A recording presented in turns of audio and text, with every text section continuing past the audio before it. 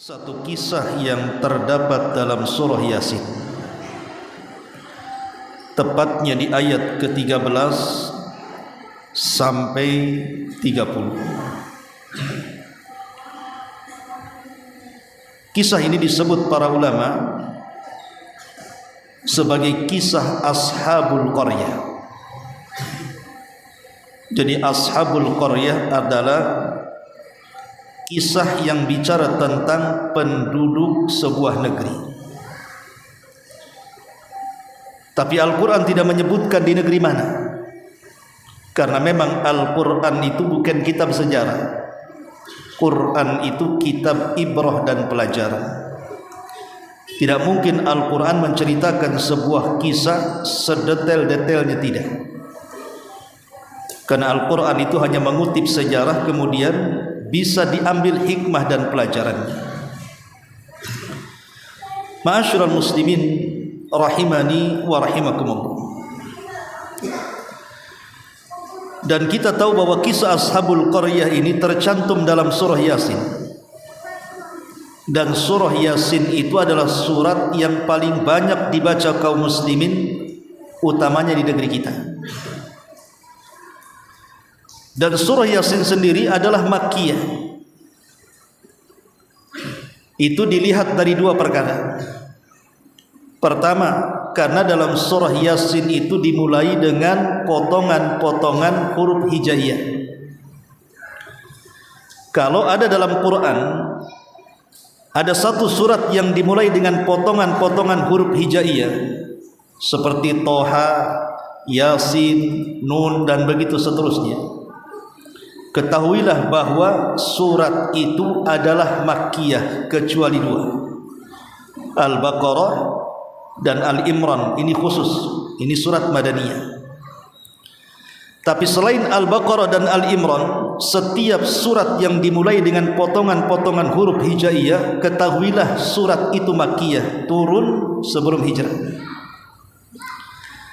Yang kedua, kalau ada surat di dalamnya ada kisah-kisah umat terdahulu, kisah-kisah Bani Israel, berarti surat itu menunjukkan Makkiyah. Kenapa demikian?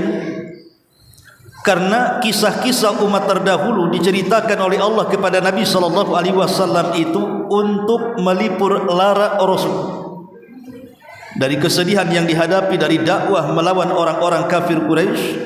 Makanya diturunkan kisah-kisah itu supaya tenang hati Nabi. Seolah-olah Allah ingin katakan, bukan engkau saja yang mendapatkan rintangan dan halangan dakwah, umat-umat sebelum engkau dari kalangan para nabi juga kurang lebih saja. Ma'asyiral muslimin yang dimuliakan Allah Azza wa Jalla, itulah yang mendasari kenapa surah Yasin itu Makkiyah. Baik, kita akan mulai bagaimana kisah Ashabul Qaryah ini. Kebanyakan ahli tafsir mengatakan bahwa kisah Ashabul Qaryah ini terjadi di negeri Syam. Tapi ada juga yang lebih mengkhususkan terjadi di sebuah negeri yang disebut dengan Antakiyah. Inilah yang kemudian banyak dikuatkan oleh ulama tafsir, diantaranya Imam Qatadah, Ikrimah, Zuhri, dan yang lainnya, mengatakan bahwa kisah Ashabul Qaryah itu terjadi di sebuah negeri yang disebut dengan Antakiyah. Negeri ini penduduknya menyembah berhala. Lah negeri ini karena rusak akidah mereka disebabkan penyembahan berhala, ditambah-tambah pemimpinnya seperti Fir'aun memaksakan rakyatnya untuk menyembah berhala, sehingga rusaklah akidah sebuah negeri. Karena sebuah negeri itu kalau sudah menjalar kesyirikan, tunggu saja kehancurannya. Karena berkah itu turun kepada sebuah negeri ketika mereka beriman dan bertakwa kepada Allah Subhanahu wa taala. Walau anna ahlal qura amanu wattaqau la fatahna alaihim barakatin minas sama'i wal ardh. Kalaulah sebuah penduduk negeri itu beriman dan bertakwa, tentu Allah akan turunkan berkah dari langit dan dari bumi. Tapi ketika sebuah negeri itu mendustakan Allah Subhanahu wa taala, tunggulah kehancurannya. Lah negeri Antokiah ini mendapatkan nikmat dari Allah dengan diutus kepada mereka 3 rasul sekaligus. Bayangkan satu negeri diutus 3 utusan. Awalnya 2 orang diutus ke sebuah negeri Antokiah ini untuk mendakwahkan manusia agar mereka kembali kepada tauhid. Karena Allah Subhanahu wa taala mengatakan walaqad ba'atsna fi kulli ummatir rasulan an i'budullaha wajtanibut taghut. Dan kami tidak mengutus pada tiap-tiap umat ini seorang rasul kecuali tugas mereka menyerukan kepada umat ini sembahlah Allah dan jauhi sesembahan selain daripada Allah Subhanahu wa taala. Lah 2 utusan ini berusaha mengembalikan umat Antokiah ke dalam tauhid. Tapi apa yang terjadi? Penduduknya justru menentang. Karena kewalahan, akhirnya Allah Subhanahu wa taala utus lagi satu, menjadi 3 utusan. Bayangkan, satu negeri 3 utusan. Tapi tetap saja penduduk Antokiah ini tidak beriman kepada Allah dan tidak mentauhidkan Allah Subhanahu wa taala, tetap di atas kekufuran. A'anzartahum am lam tunzirhum la yu'minun. Engkau beri peringatan mereka ataupun tidak, mereka tetap tidak beriman. Ada kaum yang seperti itu. Akhirnya kemudian mereka pun mulai mendustakan utusan ini. Bukan hanya sekedar mendustakan, mulai mereka mengolok-olok utusan ini dan dikatakan pendusta, gila dan macam-macamnya. Sampai akhirnya mereka pun mengancam dengan sangat keras kalau para utusan ini tidak berhenti mendakwahkan tauhid, maka mereka akan merajamnya. Bayangkan, tidak main-main penentangan mereka kepada utusan ini. Persis seperti yang dialami Nabi SAW ketika berdakwah di tengah-tengah Quraisy, di mana dakwah Rasul didustakan dan dikatakan apa tidak ada orang selain kamu, katanya. Kenapa tidak Abu Jahal saja yang jadi nabi, gitu? Kenapa tidak Umayyah saja yang menjadi nabi? Kenapa engkau pula yang jadi nabi? Mulailah mereka mengolok-olok dakwah Rasul. Di antara mereka ada yang mengatakan Rasul gila, Rasul penyamun, Rasul penyihir, Rasul tukang tenun, macam-macam tuduhan kepada Nabi. Sampai akhirnya mereka pun merencanakan pembunuhan kepada Nabi SAW. Akhirnya Rasul hijrah dari Mekah ke Madinah. Itulah yang dialami 3 utusan ini, juga persis seperti yang dialami Nabi SAW. Ketika 3 utusan ini kewalahan, tidak sanggup untuk menghadapi penduduk Antokiah, muncul satu tokoh. Tokoh ini disebut dalam surah Yasin, tidak disebut namanya, hanya disebut waja'a rajulun min aqsal Madinah. Datang seorang laki-laki. Laki-laki ini menurut ahli tafsir namanya Habibun Najjar. Makanya kisah dalam surah Yasin ini disebut kisatu Habibin Najjar, kisahnya Habib Najjar. Habib Najjar ini ada yang mengatakan seorang penjahit, ada yang mengatakan tukang kayu, pokoknya orang miskin, tetapi dia orang soleh. Walaupun dalam kondisi dia sakit, dia tetap kemudian datang dari perbatasan kota masuk ke negeri Antokiah, mengingatkan kepada negeri Antokiah agar menerima dakwah 3 utusan ini. Tapi apa yang terjadi? Justru mereka kemudian menangkap Habibun Najjar, kemudian diletakkan di sebuah lubang, ditanam setengah badan, kemudian dilempari batu sampai mati. Kemudian ruhnya langsung dimasukkan oleh Allah Subhanahu wa taala ke dalam surga. Ketika ruhnya Habibun Najjar di sorga, dia mengatakan, duhai kiranya orang-orang Antokiah itu tahu kalau mereka mengikuti 3 utusan itu, maka nasib mereka seperti saya akan dimasukkan ke dalam sorga. Tapi orang yang meninggal tidak mungkin hidup lagi. Karena semakin sengit permusuhan orang-orang Antokiah inilah, maka Allah Subhanahu wa taala mengutus Jibril untuk mengadab mereka. Karena mereka sudah mulai mengancam nabinya, bahkan 3 utusan ini dibantai oleh mereka. Bayangkan, Allah mengirimkan 3 utusan malah dibunuhnya. Maka kemudian Jibril datang ke negeri Antokiah, kemudian berteriak dengan satu teriakan, maka negeri itu langsung hancur lebur, tidak ada yang hidup kecuali mati. Itulah azab Allah Subhanahu wa taala bagi para penentang nabinya. Dari sini kisah ini dimulai.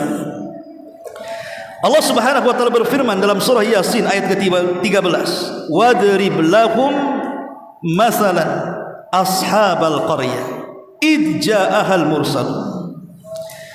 Dan buatlah wahai Muhammad satu permisalan kepada mereka orang-orang musyrik Quraisy itu akan satu penduduk negeri ketika diutus kepada mereka banyak utusan. Siapa utusan ini? Menjadi polemik para ulama tafsir. Ada yang mengatakan mereka 3 nabi. Jadi 3 nabi diutus kepada penduduk Antioquia ini, kemudian 3-3-nya didustakan. Tapi ada yang mengatakan bahwa 3 utusan itu bukan nabi, tetapi mereka adalah al-hawariyun, orang-orang pilihan Nabi Isa, murid-murid khususnya Nabi Isa. Oleh Isa diutus untuk berdakwah ke Antioquia, tapi 3 utusan ini pun didustakan oleh penduduknya. Idza arsalna ilaihim itsnaini fakadzabuhuma fa'azzazna bisalitsin faqalu inna ilaikum mursalun. Ketika kami mengutus kepada mereka 2 utusan, lalu mereka mendustakan 2 utusan itu, kami kuatkan dengan 1 utusan lagi menjadi 3. Kemudian ketiganya mengatakan, sungguh kami adalah orang-orang yang diutus Allah kepada kalian.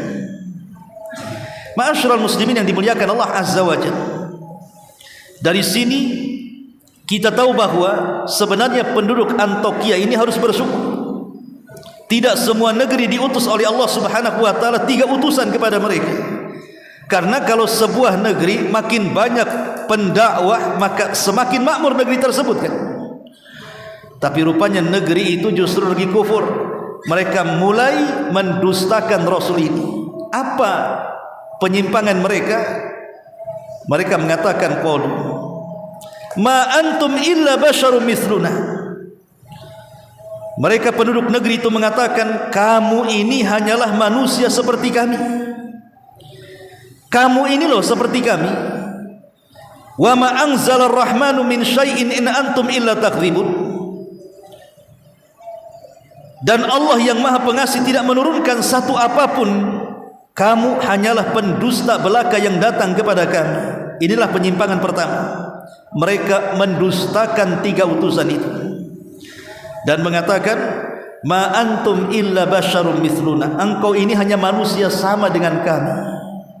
Seolah-olah mereka mengatakan, kalau memang Allah Subhanahu wa taala mengutus utusan kepada kami, kenapa tidak malaikat saja? Kenapa tidak malaikat yang diutus kepada kami? Kenapa engkau pula yang sama dengan kami manusia, makan, minum, berjalan, buang hajat dan begitu seterusnya? Mereka minta malaikat yang diutus. Padahal Allah Subhanahu wa taala mengatakan dalam surah Al-An'am kan, "Lau ja'alnahu malakan la ja'alnahu rajulan."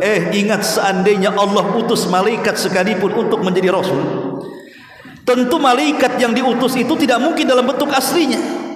Karena kalau malaikat yang diutus dalam bentuk aslinya, siapa yang beriman dengan malaikat? Malaikat itu makhluk yang sangat besar. Sayapnya saja Jibril 600 sayap. Satu sayap terbentang antara sadal ufuk. Nabi saja ketakutan. Makanya Allah tidak mungkin kalau seandainya mengutus malaikat pun dalam bentuk aslinya kan. Kemudian yang kedua, macam mana malaikat akan ditiru? Mereka tak makan, kita pula raja makan. Malaikat tak minum, kita pula semua minuman diminum. Malaikat tak kawin, kita pula mau kain 4. Malaikat beribadah terus, kita pula bermaksiat. Macam mana makan ditiru malaikat? Coba bayangkan. Makanya Allah mengatakan, kalau kami memang utus malaikat sebagai utusan, la ja'alnahu rajulan, tetap kami akan buat dia menjelma manusia supaya bisa dilihat. Tapi tidak perlu, karena bagaimanapun itu ujian dari Allah Subhanahu wa taala.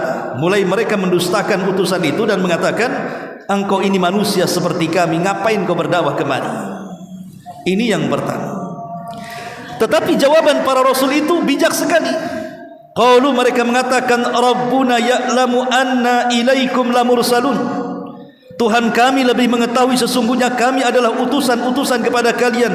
Kami tidak perlu meminta pengakuan kalian, karena yang tahu hanya Allah Subhanahu wa ta'ala yang mengutus kami untuk mendakwai kalian. Wa ma'alaina illal balagul mubin. Kewajiban kami kan hanya menyampaikan. Soal kalian menerima dakwah kami, alhamdulillah, kami terima dengan tangan terbuka. Kalian menolak pun urusan kalian dengan Allah Subhanahu wa ta'ala. Inilah pelajaran bagi seorang dai, bekal bagi seorang dai, bahwa kewajiban seorang dai itu hanya menyampaikan, bukan memaksa orang. Soal dia dapat hidayah dari dakwah kita, alhamdulillah. Soal tidak dapat hidayah, pertama kita sudah gugur kewajibannya. Urusan dia sesat atau tidak, urusan dia dengan Allah Subhanahu wa ta'ala. Karena tugas kita ini, wa ma'alaina illal balagul mubin. Kemudian yang kedua, lihat penyimpangannya. Qalu, mereka mengatakan, inna tatayyarna bikum.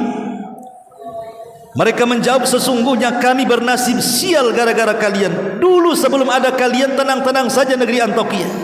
Kalian datang, kalian membuat kekacauan di negeri kami, katanya. Mulai mereka apa? Menyalahkan, istihza, mengolok-olok nabinya. Dari situlah kemudian meningkat, bukan hanya sekedar mengolok-olok nabinya, sampai kepada tingkat tahdid, pengancaman. Apa kata mereka? La illam tantah, kalau kalian tidak berhenti berdakwah, katanya, lanarjumannakum, kami akan rajam kalian, wala yamassannakum minna adzabun alim. Ingat, kamu pasti kami akan merasakan siksa yang pedih yang kami akan berikan kepada kalian. Mulai mereka mengancam. Inilah tantangan setiap para duat. Kalau antum berdakwah pasti ada 3 perkara tantangannya. Pertama, antum didustakan. Yang kedua, antum diolok-olok. Yang ketiga, antum diancam. 3 perkara ini sebuah kemestian yang harus dihadapi seorang dai. Seandainya umpamanya antum berdakwah di tengah-tengah keluarga yang bukan sunnah, atau yang belum hijrah, yang masih awam, kemudian antum luruskan akidah mereka, ini tidak benar, ini yang benar, ini tidak sunnah, ini yang sunnah, ini yang menyimpang, ini yang lurus, pasti antum akan mendapatkan 3 perkara ini. Bisa saja antum didustakan. Alah, siapa kamu ini, kata, nenek moyang kami seperti ini, kau datang pula bawa ajaran baru. Atau mungkin mengolok-olok. Orang kemarin sore saja, kapan kau di pesantren? Kamu ini kerja di PT, kok selesai keluar dari PT jadi ustad pula kamu? Semenjak kapan kamu ini jadi ustad, dapat sertifikat ustad, katanya? Atau boleh jadi mungkin antum diancam, diusirlah, tidak disapalah, dipotonglah silaturahim, dan begitu seterusnya, kan? Itu tantangan seorang dai. Sebagaimana 3 utusan ini. Lah ketika kemudian 3 utusan ini kewalahan, berusaha mendakwai mereka, tapi mereka malah mendustakan, mengejek, bahkan mengancam. Tiba-tiba Allah katakan, wajaa min aqsal madinati rajulun, dan datanglah dari ujung kota seorang laki-laki. Siapa? Habibun Najjar. Habibun Najjar ini orang miskin tapi soleh. Dia mendengar bahwa ada di negeri Antioquia 3 utusan didustakan masyarakatnya, dan dia sudah beriman. Maka dia ingin ikut meyakinkan penduduk Antioquia bahwa apa yang didakwahkan 3 utusan itu sebuah kebenaran. Kenapa kalian dustakan? Mulailah Habibun Najjar datang ke Antioquia, kemudian mengatakan, ya qaumit tabi'ul mursalin, wahai kaumku, tolong ikuti 3 utusan ini. Mereka para rasul yang diutus oleh Allah Subhanahu wa ta'ala. Mereka orang-orang saleh, layak diikuti. Kemudian Habibun Najjar mengatakan, ittabi'u ma la yas'alukum ajra wa hum muhtadun. Ikuti mereka. Mereka orang-orang yang tidak minta imbalan kepada kalian. Mereka adalah orang-orang yang mendapatkan petunjuk dari Allah Subhanahu wa ta'ala. Kemudian orang-orang mengatakan kepada Habibun Najjar, engkau ini hanya ngomong saja, wahai Habibun Najjar. Lalu bagaimana sikapmu dengan 3 utusan itu? Maka Habibun Najjar mengatakan, wa ma liya la a'budu alladhi fatarani wa ilaihi turja'un. Dan tidak ada alasan bagiku, kata Habibun Najjar, untuk tidak mengikuti 3 utusan ini. Karena 3 utusan ini menyerukan agar menyembah Allah yang telah menciptakan aku dan hanya kepadanya lah kami akan dikembalikan. Ittakhadhu min dunihi aliha iyuridnir rahman bidhurrin la tughni anni syafa'atuhum syai'an wa la yunqidhun. Maka aku akan menyembah Tuhan-Tuhan. Mengapa aku akan menyembah Tuhan-Tuhan kalian jika Allah Subhanahu wa taala yang Maha Pengasih menghendaki bencana terhadap aku? Pasti pertolongan mereka tidak berguna sama sekali. Artinya kalau aku ikut kalian, kata Habibun Najjar, menyembah berhala-berhala kalian, tiba-tiba Allah turunkan azab kepada aku, berhala kalian tidak mungkin menolongku, katanya. Berhala kalian tidak mungkin melindungi aku dan juga tidak mungkin menyelamatkan aku. Inni idza la fi dhalalam mubin. Kalau aku ikut seperti kalian menyembah berhala, sungguh aku berbuat begitu pasti aku akan berada di atas kesesatan yang nyata. Inni amantu bi rabbikum fasma'un. Sungguh aku telah beriman kepada Tuhanku, maka dengarkanlah pengakuan keimananku. Ketika Habibun Najjar terus membela 3 utusan ini, marahlah penduduk Antioquia. Ditangkaplah Habibun Najjar, kemudian dikubur hidup-hidup. Disisakan dari dada ke kepala, kemudian mulai mereka melempari batu dengan cara merajamnya sampai mati. Bayangkan Habibun Najjar dirajam sampai mati. Lah ketika kemudian dia sudah meninggal sebagai syahid karena membela 3 utusan, Allah Subhanahu wa taala muliakan Habibun Najjar dengan cara apa? Ruhnya dibawa oleh malaikat rahmat dan dimasukkan ke dalam surga. Sehingga Allah katakan qila dkhulil jannah, masuklah engkau ke dalam surga. Setelah ruhnya Habibun Najjar berada di surga, maka Habibun Najjar berangan-angan dan mengatakan, ya laita qaumi ya'lamun, duhai kiranya kaumku mengetahui kondisiku yang sekarang di surga. Bima ghafara li rabbi wa ja'alani minal mukramin. Apa yang menyebabkan Tuhanku memberikan ampunan kepadaku dan menjadikan aku termasuk orang-orang yang dimuliakan Allah. Coba kalau kaumku tahu mereka mengikuti 3 utusan, maka nasib mereka sama dengan aku, dimasukkan ke dalam surga, diampuni dosa-dosanya, dan aku dimuliakan oleh Allah Subhanahu wa taala. Tetapi kaum Antioquia tidak mengetahui kondisi Habibun Najjar. Ketika kemudian sudah membunuh Habibun Najjar, mulailah mereka pun ikut merajam 3 utusan ini. Satu persatu 3 utusan ini ditangkap dan dibunuh. Ingat, Rasul mengatakan, man adali waliyan faqad adzantuh bil harbi. Siapapun yang memusuhi wali-waliku, kata Allah, maka dia telah mengumandangkan dan menabuh genderang perang dengan aku, kata Allah. Dan kalau perang melawan Allah, mereka tidak akan sanggup menang. Wa ma anzalna ala qaumihi min ba'dihi min jundin minas sama wa ma kunna munzilin. Dan setelah dia meninggal, kami tidak menurunkan satu pasukan pun dari langit kepada kaumnya, dan kami tidak perlu menurunkannya. Jadi Allah Subhanahu wa taala terkadang kalau murka, dia akan utus utusan, kan? Contoh umpamanya Allah kirim ababil ketika menghancurkan Abraha, atau Allah Subhanahu wa taala kirim banjir seperti ketika menenggelamkan kaum Nuh.